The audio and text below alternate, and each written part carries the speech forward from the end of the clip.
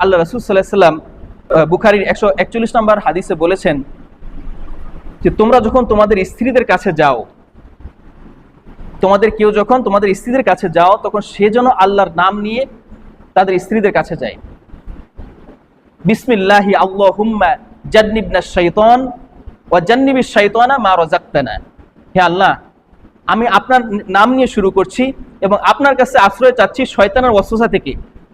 আর এই আমরা যেই পবিত্র ইচ্ছা নিয়ে এখানে আসছি, ইচ্ছার যদি কোনো ফলাফলে আমার সন্তান আসে, সেই সন্তানকেও যেন শয়তান ওয়াসওয়াসা দিতে না পারে, এই জন্য আপনার কাছে দয়া চাচ্ছি।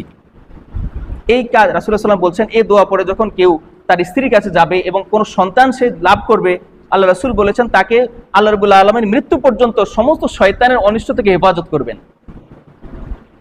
আমরা এই যে আমাদের খাবার খেয়ে আমাদের ঘরে থেকে শান্তি নাই, আমাদের সন্তান জন্ম দিয়ে আমাদের শান্তি নাই, আমাদের সন্তানের দ্বারা আমার অনিষ্ট হয়, আমার পরিবারের অনিষ্ট হয়, আমাদের সমাজের অনিষ্ট হয়, কেন?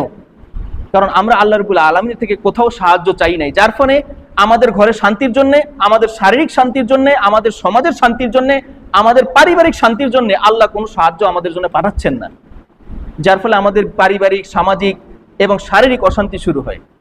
এই জন্য প্রত্যেকটা কাজের শুরুতেই বিসমিল্লাহ বলাটা অত্যন্ত জরুরি।